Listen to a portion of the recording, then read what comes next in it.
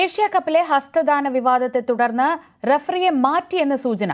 Richie Richardson ഇന്ന് referee ആയേക്കും. വിവരങ്ങളുമായി Eldho Paul Puthussery. Eldho, പതിവില്ലാത്തതാണ് ഒരുപക്ഷെ ഒരു മാച്ചിൽ ഒരു തീരുമാനമെടുക്കുന്നത് മാച്ചുമായി ബന്ധപ്പെട്ട കാര്യങ്ങൾക്കപ്പുറത്തേക്ക് രണ്ട് ടീമിലെ അംഗങ്ങൾ തമ്മിൽ എങ്ങനെ ഹസ്തദാനം കൊടുക്കണോ വേണ്ടയോ എന്നതുപോലുള്ള കാര്യങ്ങളിലൊന്നും റഫറിക്ക് പങ്കില്ലാത്തതാണ്. പക്ഷേ ഇങ്ങനെ ഒരു സൂചന ലഭിക്കുമ്പോൾ എന്തൊക്കെയാണ് വിവരങ്ങൾ?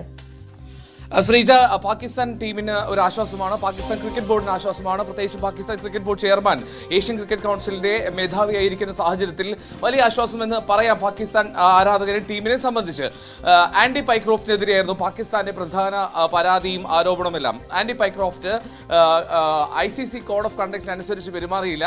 അതുകൊണ്ട് തന്നെ മാച്ച് റഫറി എന്ന സ്ഥാനത്ത് അദ്ദേഹത്തെ മാറ്റണം. പ്രത്യേകിച്ചും ഇന്ന് UAE-ക്കെതിരായിട്ടുള്ള മത്സരമുണ്ട് പാകിസ്ഥാന്. ഈ മത്സരത്തിൽ പാകിസ്ഥാൻ പങ്കെടുക്കണമെങ്കിൽ റഫറി മാറ്റണം എന്നുള്ളതായിരുന്നു പാകിസ്ഥാന്റെ പ്രധാന ആവശ്യം. പക്ഷേ ICC അത് അംഗീകരിച്ചിരുന്നില്ല.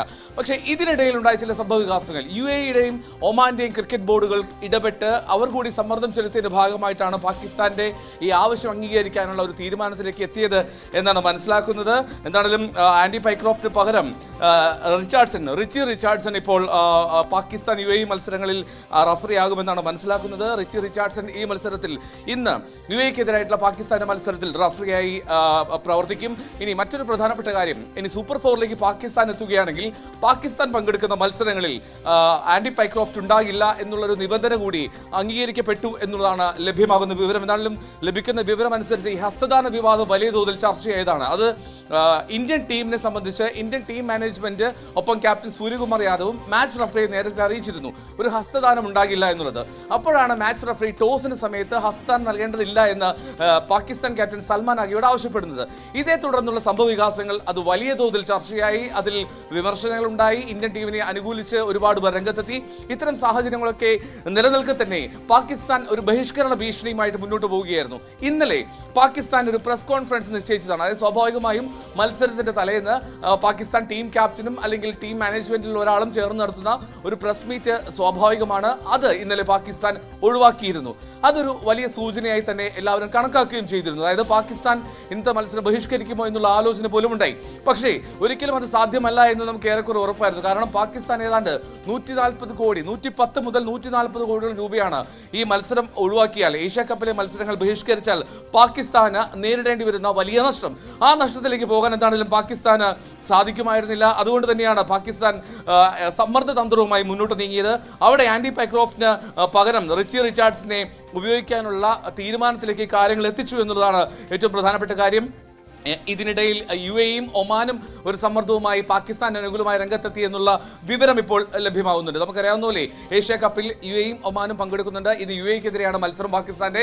അപ്പോൾ സ്വാഭാവികമായിട്ടുള്ള തടസ്സമില്ലാത്ത നടത്തിപ്പിന് വേണ്ടി ഒമാനും UAE-യും ഈ പാകിസ്ഥാന്റെ ആവശ്യത്തോട് പിന്തുണ പ്രഖ്യാപിച്ച് രംഗത്തെത്തി എന്നാണ് മനസ്സിലാക്കുന്നത്. മാത്രമല്ല പാകിസ്ഥാന്റെ ചെയർമാൻ PCB-യുടെ ചെയർമാനായിട്ടുള്ള മൊഹസിൻ നഖ്വിയാണ് ഏഷ്യൻ ക്രിക്കറ്റ് കൗൺസിലിലെ മേധാവി.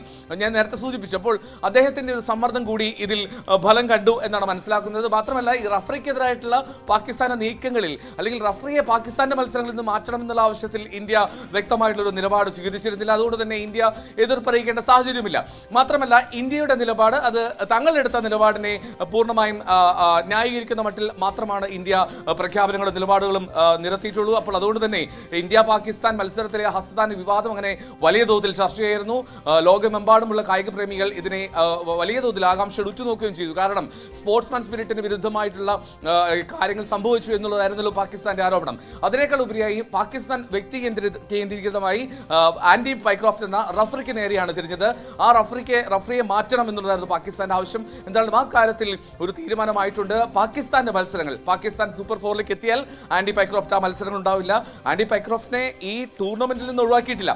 പക്ഷേ പാകിസ്ഥാൻ കളിക്കുന്ന മത്സരങ്ങളിൽ ആൻഡി പൈക്രോഫ്റ്റ് പാകിസ്ഥാന് വേണ്ടി പാകിസ്ഥാൻ കളിക്കുന്ന മത്സരത്തിൽ മാച്ച് റഫറി ആവില്ല എന്നുള്ളതാണ് പ്രധാനപ്പെട്ട കാര്യം. അതാണ് ഈ ഇപ്പോൾ വന്ന തീരുമാനം. ഏഷ്യ കപ്പിലെ ഹസ്തദാന വിവാദം തൽക്കാലത്തേക്ക് അങ്ങനെ അടങ്ങുന്നു എന്ന് വേണം നമുക്ക് പറയാൻ. കാരണം ഇതോടുകൂടി മറ്റ് വിവാദങ്ങളിലേക്ക് കാര്യങ്ങൾ പോകില്ല എന്ന് തോന്നുന്നു. പക്ഷേ എന്താണെങ്കിലും ഇതൊരു നിർണായക ഏടായി നിൽക്കുമെന്നുള്ള കാര്യത്തിൽ സംശയമില്ല. ഒരുപാട് ചർച്ചകൾ, ഒരുപാട് വിവാദങ്ങൾ ഉരുത്തിരിഞ്ഞ സാഹചര്യത്തിൽ എൽദോ പോൾ പുതുശ്ശേരിയാണ് വിവരങ്ങൾ നൽകിയത്. പാകിസ്ഥാന്റെ സമ്മർദ്ദത്തിനും വഴങ്ങി ഇന്നത്തെ മത്സരത്തിൽ പൈക്രോഫ്റ്റ് റഫറിയാവില്ല എന്ന സൂചനകളാണ് ഇപ്പോൾ പുറത്തു വരുന്നത്.